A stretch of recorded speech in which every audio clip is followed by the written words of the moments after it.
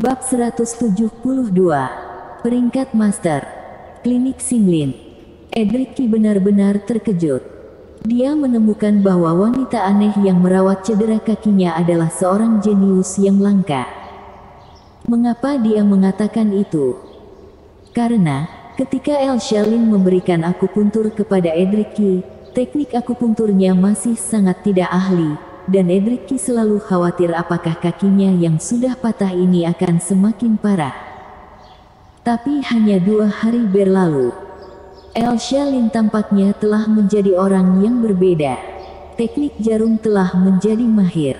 Ketika jarum halus diputar di antara jari-jarinya, itu hampir berubah menjadi bayangan, seperti awan dan air yang mengalir.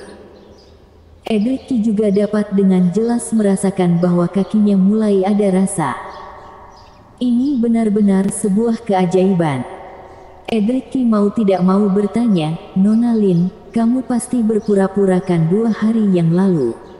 Apakah dokter ajaib Lu dengan sengaja memintamu untuk menghukum aku, jadi kamu berpura-pura tidak bisa, tetapi sebenarnya teknik akupunturmu sudah sangat mahir?" Kakinya telah dirawat oleh banyak ahli akupuntur. Dapat dikatakan bahwa dia sendiri telah menjadi dokter setelah lama sakit. Sekarang dia hanya perlu melihat sekilas untuk mengetahui tingkat akupuntur seseorang. Level Elsa Lin jelas lebih tinggi daripada master akupuntur lainnya, dan dia tidak mungkin menguasainya tanpa usaha puluhan tahun. Jadi Edric curiga. Setelah Agus Yu mendengarkannya, dia mendengus dingin dan berkata, "Edric, apakah kamu tahu apa yang namanya jenius? Jika kamu belum pernah melihat seorang jenius, jangan katakan itu tidak mungkin. Nona Lin kami luar biasa, teknik akupuntur apapun dapat dikuasai olehnya dalam 3 hari. Tatapannya yang sangat dingin, seperti ikan buntal dengan perut besar yang sedang marah, jelas dia masih menyimpan dendam." Edric tidak membantahnya. Elsa Lin, di sisi lain, tersenyum dan berkata dengan rendah hati, "Tidak, bakatku biasa saja, jauh di belakang adik laki-lakiku." Betapa hebatnya keterampilan dokter ajaib Lu. Edric menghela nafas dalam hatinya. Elsa Lin melanjutkan, "Aku harus berterima kasih kepada Tuan Qi. Jika kamu tidak menjadi model akupuntur secara sukarela, aku tidak akan bisa mempelajari rangkaian akupuntur ini dengan begitu cepat. Teknik akupuntur baru ini cukup sulit, jika hanya mempraktekkannya pada model palsu, pasti tidak secepat menguasainya pada orang sungguhan." Ketika Edric mendengar ini, mengapa dia merasa sedikit bangga? Jadi dia mengangkat kaki celananya dengan senang, dan berkata, "Ayo, Nona Lin, tusuk sebanyak yang kamu mau." Elsa Lin tersenyum, "Kami di bidang medis membutuhkan orang-orang yang berdedikasi seperti Tuan Qi. Ini adalah kekuatan yang memotivasi kami para junior medis untuk berkembang pesat." "Dedikasi apa?" Agus Yu, yang berada di samping, langsung menjadi tidak senang ketika mendengar ini, dan bergumam di dalam hatinya, "Orang yang bermarga Qi ini tidak memiliki dedikasi. Dia jelas sudah menyinggung guru, dan datang ke sini secara sukarela untuk dihukum, masih berani bilang berdedikasi, dasar tak tahu malu." Selain itu, Nona Lin, apakah kamu seorang junior? Dengan tingkat kemampuan akupuntur dan bakat medismu, aku ingin berlutut dan memanggilmu guru. Ahli pengobatan tradisional ini benar-benar keberatan. Setelah melakukan akupuntur kepada Edric, Elsa Lin pergi ke ruang akupuntur untuk membantu pasien lain. Pas-pasan Louis Lu datang ke klinik Singlin, Edric tidak bisa tidak memuji lagi, "Dokter ajaib Lu, kakak keduamu benar-benar dokter ajaib." Di sebuah klinik kecil di kota Jiangbits ada 2 dokter ajaib, bagaimana mungkin orang bisa percaya? Louis Lu berkata, "Sudah kubilang, aku berjanji untuk menyembuhkan cedera kakimu, apakah kamu percaya sekarang?" "Ya. Edric sekarang sangat menghormati Louis Lu. Louis Liu memandang Elsa Lin di ruang akupuntur, dan bertanya sambil tersenyum, "Kakak kedua, bagaimana rasanya dipanggil dokter ajaib?"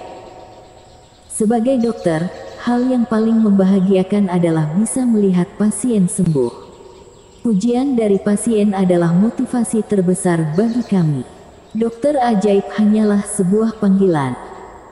Meskipun Elsa Lin berkata demikian, sudut mulutnya jelas tidak bisa menyembunyikan senyumannya.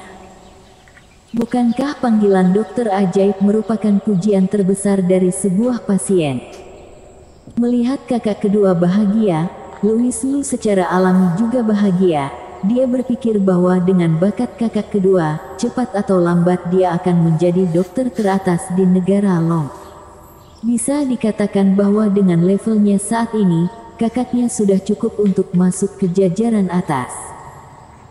Tetapi kakak kedua masih sangat muda, dan tidak mudah mendapatkan persetujuan dari para praktisi pengobatan tradisional. Louis Liu menggelengkan kepalanya dan dengan cepat merasa lega.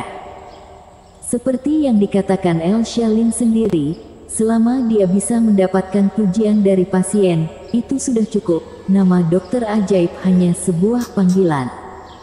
Keluar dari ruang akupuntur. Ketika dia kembali ke aula, Edric Qi belum pergi, dan Enrico Qi dan yang lainnya sedang berdiri di sampingnya, tapi mereka tidak berani menunjukkan rasa tidak hormat kepada Louis Liu. Melihat bahwa mereka tidak terbiasa, Agus Liu berkata, "Pengobatanmu hari ini sudah selesai. Apa yang masih kamu lakukan di sini? Jangan menghalangi guruku." Orang tua ini tidak pernah baik padanya. Edric Qi ingin memukulinya, tetapi dia menahan diri, menatap Louis Liu dan berkata, "Tuan Liu, bolehkah aku mengajukan pertanyaan, mengapa kamu tidak menantang peringkat master?" Peringkat master adalah peringkat yang dibuat oleh aliansi bela diri. Ini adalah semacam penghargaan untuk Sublime Master. Selama dia mengikuti ujian dan lulus, aliansi bela diri akan memberikannya peringkat sesuai dengan hasil dari penilaiannya. Jika mau, dia bahkan bisa mendapatkan sebuah jabatan di aliansi bela diri. Namun, sebagian besar Sublime Master sangatlah hebat. Hanya mengandalkan gelar master sudah cukup bagi mereka untuk menikmati perlakuan yang baik, dan mereka tidak suka menggunakan jabatan untuk menahan diri. Seperti kakak ketujuh Louis Liu, Fili Luo, dia sangat sibuk sejak dia menjadi pemimpin aliansi bela diri sehingga dia bahkan tidak bisa tinggal lama di rumah. Apakah bebas itu tidak enak? Jika di dunia biasa, dia dapat menikmati perlakuan sebagai pejabat dalam keadaan normal. Mengapa dia perlu mendapatkan jabatan resmi untuk menahan diri? Bukankah itu sama saja dengan menambah beban sendiri? Kecuali jika dirinya dilahirkan dengan rasa keadilan yang kuat. Keberadaan peringkat master setara dengan meletakkan topi kehormatan pada para Sublime Master. Mereka tidak hanya dapat menikmati perlakuan khusus, tetapi juga tidak harus memikul tanggung jawab menjaga ketertiban di dunia seni bela diri. Yang terpenting adalah orang yang berada di peringkat master dapat melakukan hal apapun, selama mereka tidak keterlaluan. Oleh karena itu, para Sublime Master itu belum tentu memiliki jabatan di aliansi bela diri, tetapi kebanyakan dari mereka akan memilih untuk masuk dalam peringkat master. Bersambung.